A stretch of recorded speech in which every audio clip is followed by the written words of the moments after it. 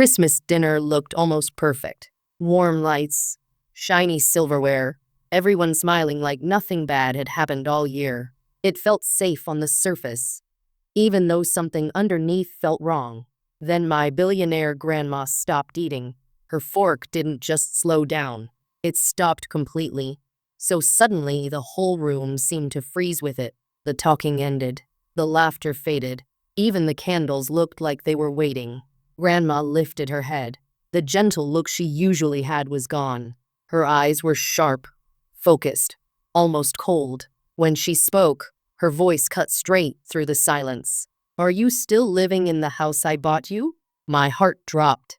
I felt every eye turn toward me, then quickly look away, like everyone knew something I didn't. My hands shook under the table. I don't have a house," I said quietly.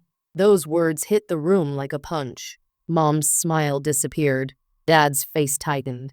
My brother stared down at his plate, but Grandma didn't move. She didn't look shocked. She looked hurt. She leaned forward a little, her voice softer but heavier. "Then where did my money go?" No one answered. No one even tried. Because in that moment, I realized something they had all known for a long time. Someone took what was meant for me. Someone lied. And the truth was about to come out, whether they liked it or not. My name is Ava. I'm 26 years old. And while I sat there at that perfect Christmas table, with warm lights glowing on the walls and everyone pretending life was fine, my whole world shifted in one moment. I didn't have a house. I never had one. For the last 2 years, I'd been living in a small, cold apartment with thin walls, a broken heater, and a ceiling that dripped every time it rained. I worked 2 jobs just to stay afloat. Some nights I skipped dinner because rent came first. Whenever I said I was struggling, my parents told me I was overreacting or bad with money. Now I knew they'd been lying all along. Grandma's eyes stayed locked on mine. They weren't angry. They were hurt. And that hit me harder than anything else. Grandma had always been the one person who believed me, even when no one else did. Dad cleared his throat too loudly. Mom folded her napkin again and again, her fingers shaking. Both of them were nervous, and that told me everything. Inside, my thoughts spun. I felt fear, shock, and something deeper, anger rising after years of being talked down to, blamed, and ignored.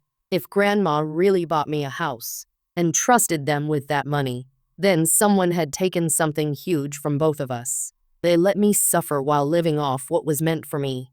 Grandma leaned in, her voice steady but heavy. "Ava," she said, "this doesn't add up. Someone isn't telling the truth." For the first time in my life, the doubt wasn't aimed at me. Dad tried to smile, but it looked wrong, forced tight. The kind of smile people use when they know their story is falling apart. "She misunderstood," he said quickly. His voice was too sharp, too rushed. Mom nodded right away, like she had practiced the motion. "Ava gets confused," she added softly. We explained the situation to her, but they didn't look at me. Not once. They kept their eyes on Grandma, hoping she would believe them like she always had. Grandma didn't. Her voice stayed calm, but her eyes didn't leave their faces. "I sent the money directly to you," she said. "I sent the papers. I sent the pictures you asked for. You told me Ava moved in. You told me she loved the place." The room went quiet again, heavy and cold. Dad reached for his water glass, but his hand shook. Mom pressed her napkin to her mouth, hiding something.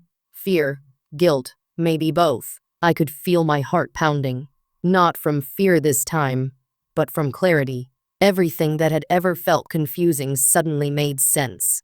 All the strange excuses, all the times they brushed off my problems, all the moments they said, "We're doing our best for you," while I worked myself sick. They hadn't been helping me. They'd been helping themselves. Grandma looked around the table once, noticing how everyone else avoided her eyes. Even my cousins stared down, pretending they didn't hear a thing. Then Grandma turned back to me. Her voice was gentle, but it carried weight. "Ava," she said, "you deserve honesty." And for the first time in my life, the room wasn't centered around them. It was centered around the truth. Grandma slowly set her napkin on the table. That tiny movement was enough to make Dad stiffen and Mom go pale. They knew what was coming, even before she spoke. "I want to see where Ava lives," Grandma said. Her voice was calm, but there was no room to argue. Dad reacted first, too fast. "That's not necessary," he said. "Her place is fine." Fine. The word felt like a joke. Mom jumped in next. "Ava wouldn't want to bother you, Mother. It's Christmas. We should relax." Neither of them looked at me. Of course they didn't. Grandma didn't raise her voice. She didn't have to. When she spoke, the whole room listened. "Show me her home," she repeated. Dad's face tightened, like he was holding back anger. Mom's hands twisted together in her lap. They were scared. That alone told me everything again. I opened my mouth, unsure if I should defend them out of habit or finally tell the truth. But Grandma touched the table gently with her fingertips, stopping me. "Ava," she said, "you don't have to protect anyone tonight." The words hit hard, because she was right. Protecting them had been my whole life. Dad tried one more time, voice louder now, almost panicked. "Mother, this is ridiculous. Her apartment is." Grandma stood up, just stood, slow and steady, and the whole table froze. Her cane tapped the hardwood once, sharp and final. "We're leaving," she said. "Ava and I." No anger, no shouting, just a decision set in stone. I pushed my chair back with shaking hands. For the first time, I didn't wait for my parents' reaction. I just followed Grandma, because something important had shifted. Their control was breaking, and she wasn't going to let them hide behind lies anymore. The drive to my apartment was quiet, not the uncomfortable kind of quiet, just a heavy one, filled with things neither of us knew how to say yet. Christmas lights blurred past the windows, bright and cheerful, completely out of place compared to the knot in my chest. Grandma didn't ask questions. She didn't push. She simply sat beside me, hands folded, eyes watching the world outside like she was preparing herself for something important. When we pulled up to my building, she stepped out slowly. Her face changed the moment she saw it. The cracked brick, the broken light above the entrance, the railing that wobbled when I grabbed it to steady her. "They let you live here," she whispered. Her voice wasn't angry. It was sad. So sad it hit deeper than shouting ever could. Inside my apartment, I tried to hide the worst parts. I kicked the bucket under the drip from the ceiling. I shut the door to the room with the mold I couldn't clean. I straightened the thin blanket on the old couch I slept on when the heater failed. But Grandma saw everything. She walked slowly through the room, her fingertips brushing the peeling paint, the chipped counter, the window sealed with tape. She didn't look judgmental. She looked heartbroken. "Ava," she said quietly, "you've survived more than they ever told me." Her words opened something inside me. I began talking, really talking, about skipped meals, about working late into the night, about pretending I was okay so I didn't look ungrateful. I admitted how small I felt, how ashamed, how alone. Grandma took my hands, warm and steady. "My dear," she said, "they didn't just fail you. They used your silence to build their comfort." And in that moment, I knew this night wasn't the end. It was the beginning. Grandma sat down on the edge of my couch, the thin cushions sinking under her weight. She didn't look around anymore. She had seen enough, more than enough. And somehow, that scared me more than the truth itself. She let out a slow breath, steady but full of weight. "Ava," she said, "this cannot continue." I stood across from her, arms wrapped around myself like I needed to hold the pieces together. My voice shook when I tried to speak. "I didn't want to trouble you," I said. "I figured this was just my life." Grandma shook her head immediately. "No, this is not your life. This is what they forced you into." Hearing her say it out loud made my throat tighten. She reached into her purse and took out a small notebook, one she always carried. She flipped it open and wrote something down. Her handwriting was neat, sharp, confident, nothing like the messy panic filling my chest. "We are fixing this," she said simply. I stared at her, Fixing what? She closed the notebook and met my eyes. Everything. The word hit hard. I didn't know if she meant the missing money, the lies, the years of neglect, or all of it together. But the way she said it, I believed her. She stood slowly, using her cane for balance. "We're going to sort this out tomorrow morning," she said. "First thing." "Tomorrow?" I asked, caught off guard. "Yes," she answered. "I won't let another day pass with you living like this, while others enjoy what was meant for you." Her voice was calm, but firm, final, and for the first time in years, I felt something strange and unfamiliar settle inside me. Hope. Grandma touched my arm gently. "Get some rest, Ava. Tomorrow, we tell the truth, and we don't let anyone twist it again." The next morning came fast. I barely slept.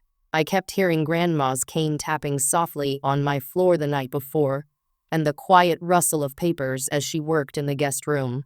She hadn't said what she was doing, but it sounded important. Serious. By 8 a.m., she was already dressed, coat buttoned, hair neat, expression firm. "Ava," she said, "it's time." My stomach twisted, but I nodded. We drove together to her estate attorney's office, a tall building with clean glass windows that made me feel out of place the moment we walked in. But Grandma didn't slow down. She moved with purpose. When we stepped inside the office, my parents were already there. Dad sat stiff in his chair, jaw tight, hands clasped like he was trying to hold himself together. Mom's eyes were red, as if she had been crying or bracing for something. They looked at me, then quickly at Grandma. Neither of them spoke. Jonathan, Grandma's attorney, cleared his throat. His voice was calm and professional. "Let's begin," he said. "We need to discuss the $400,000 transfer from Margaret's account." Dad leaned back with a sigh that sounded practiced. "We were overwhelmed," he said. "We were trying to help Ava. She wasn't ready for a home. We meant no harm." Mom nodded fast, almost too fast. "We were protecting your investment," she added. Grandma didn't even blink. Jonathan opened a folder and slid a stack of papers toward them. "Then explain the lake house purchase," he said, "and the renovations, and the jewelry, all paid from the same account." Dad's face lost all its color. Mom froze, and I finally understood. This wasn't confusion. This wasn't a mistake. This was a plan built on my silence. Jonathan's words hung in the air, like a weight no one wanted to touch. Dad opened his mouth, but nothing came out. Mom pressed her hands together so tightly her knuckles turned white. Neither of them had an answer, not a real one. Grandma stood slowly, and the room seemed to shift around her. She didn't raise her voice. She didn't look angry. She looked tired. Tired of lies. Tired of excuses. Tired of watching me struggle while they lived in comfort. "Richard," she said to my father, "you let my granddaughter live in a place not fit for anyone, while you took what I meant for her future." Dad shook his head. "You don't understand," he whispered. "We needed it. We kept this family together." "No," Grandma said. Her tone didn't shake. "You kept yourself comfortable." Jonathan slid another document across the table. "This," he said, "is the updated estate plan, effective immediately." Mom's breath caught. Dad leaned forward, eyes wide. Grandma looked at me with a softness she hadn't shown anyone else in that room.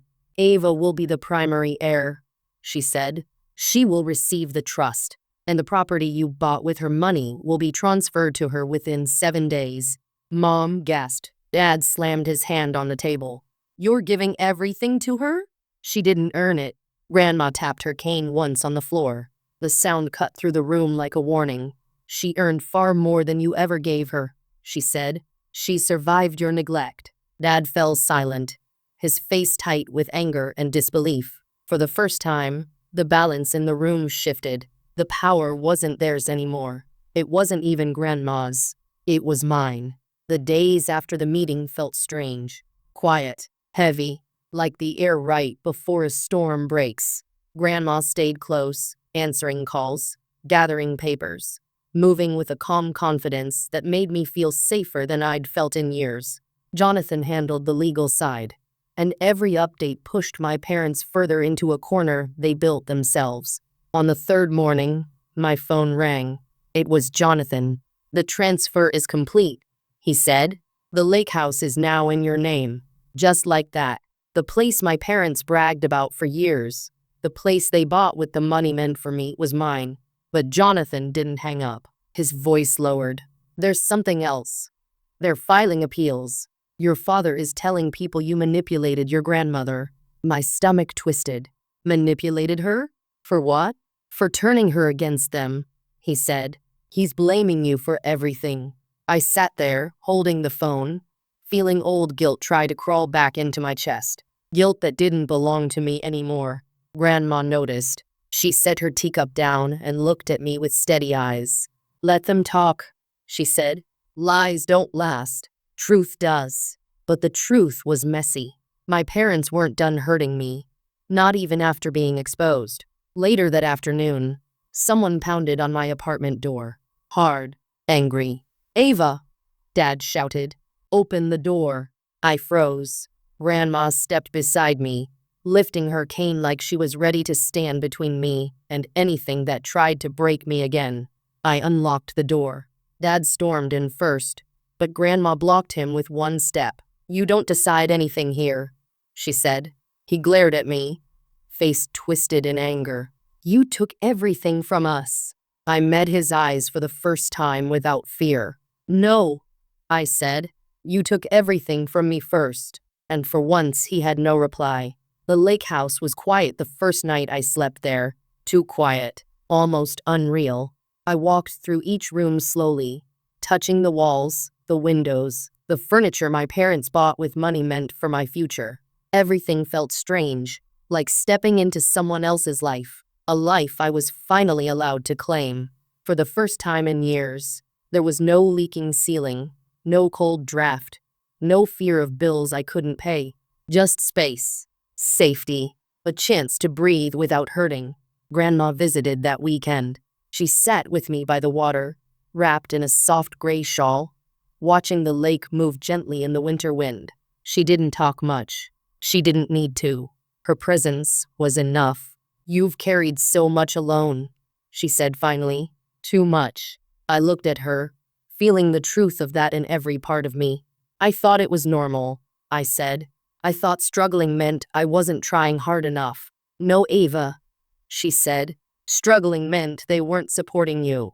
There's a difference." Her words settled into me like warm light. For once, I believed them. Over the next few weeks, the paperwork finished. The appeals faded. My father stopped calling. My mother sent one letter, full of excuses, blame, and a few lines of guilt dressed up as apology. Grandma asked gently, "Do you want to answer?" I shook my head. Some things don't need replies. Some endings speak for themselves. I turned one room into a small studio, my space. A place for quiet, for work, for healing. Life finally felt possible again. One night, as snow fell softly over the lake, I whispered to myself, "I'm safe now, not because of the house, not because of the money, but because I finally chose myself." One evening, I stood on the lake house porch, watching the snow fall slowly over the water. The world was calm, still, safe. Grandma stepped beside me and took my hand. "You didn't just survive, Ava," she said softly. "You kept your heart alive through everything." Her words warmed something deep inside me, something I thought was gone. I looked out at the quiet lake and breathed in the cold air. For the first time in my life, the future didn't feel scary. It felt like mine.